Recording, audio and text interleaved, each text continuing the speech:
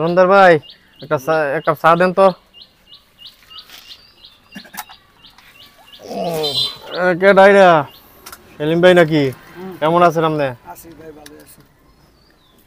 কোথায় থাকেন দেখি না একদম। থাকি তো বাড়ি, তো আর কই যামু, বাড়িতে থাকি। এলাকার কোনো খোঁজ খবর রাখেন নাকি?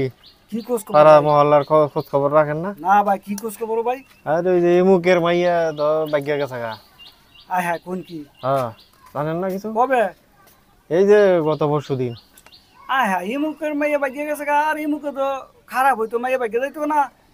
ইমু সুদ খায়, ঘুষ খায়, আবার মাসে লাইল কাটে। আরে হ্যাঁ, তো অনেক খারাপ। বিয়া করছে 2টা 3টা, তো হ্যার মাইয়া বাগবো নাকি আপনি আমার মাইয়া বাগবো? আসলে ঠিক হই, এই লোকটা খারাপ হই। এই লোক মনে হয় বাগায় বিয়ে করছে না? আরে হ, এই লোকের মাইয়া দ কদিন আগে আইসি না কইতে জানি দেখতো। এই কত এমনি কইতেছেন বড় যে মানুষে বাঙালি দিয়ে দিছে, পরে গেছে গা, বিয়ে হয়েছে না। তো এই লোকের কত মাইয়া পাকবো না পাকবো, কার মাইয়া?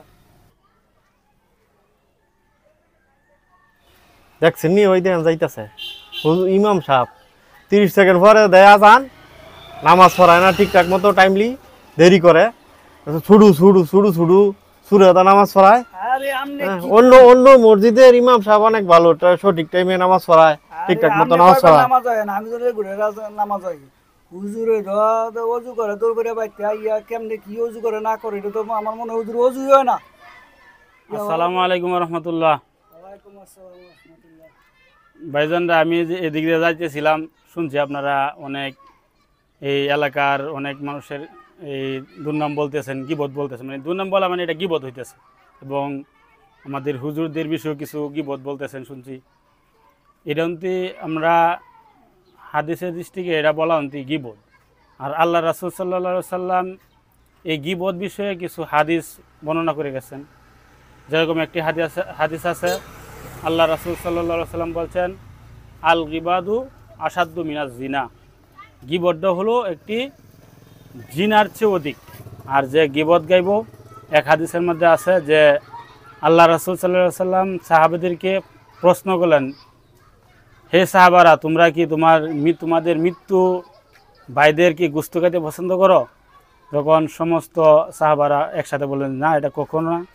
তখন আল্লাহ রাসূল সাল্লাল্লাহু আলাইহি সাল্লাম বলতেছেন যে তোমরা কখনো মানুষের গিবত গাও না। যদি গিবত গাও তাহলে তোমাদের মৃত্যু ভাইয়ের গোশত খাইলে। এরকম গিবতের কঠিন শাস্তির কথা বলা হয়েছে, কঠিন সে হুঁশিয়ার আল্লাহ রাসূল সাল্লাল্লাহু আলাইহি সাল্লাম দিয়েছেন। তাহলে আপনারা যে এখানে বসে চা খাইতেছেন আর গিবত গাইতেছেন, এটা তো গিবত গাওয়াটা তো আপনারা ঠিক হইতেছে না। মানুষ ভুলের উদ্দি নাই, মানুষ ভুল করতেই পারে, কিন্তু আমাদের কাজ হলো আমরা ভুল সংশোধন করে দেওয়া। প্রত্যেকটা মানুষ আমরা কি করব, মানুষের ভুল সংশোধন করে দেবো, কিন্তু কোনোদিন আমরা কি করব না, মানুষের সমালোচনা করব না, ইনশাআল্লাহ। আমরা তো আগে বুঝতাম না গিবত গেলে এই ধরনের শাস্তি হয়। আপনি যেই কথা বলছেন ভাই, এখন তো মনটা অন্য পরিবর্তন হয়ে গেছে গা। কোনোদিন আর গিবত আমরা গাইবো না কেউ। গিবতে যে শাস্তির কথা বলছেন, এই শাস্তি তো প্রচণ্ড খারাপ, বলার বাইরে। ঠিক আছে, আমরা আর কোনোদিন আজকের থেকে ওয়াদা করলাম, আমরা কোনোদিন কারোর সাথে আর কারো বদনাম বলবো না। আবার মানুষেরও বলে দিব যে কারো গিবতকে তো আপনারা কেউ না বলেন। এটাই সবাইকে সতর্ক করবেন, সতর্ক করে দিবেন যাতে আমরা গিবত না করি আর না কি। করি।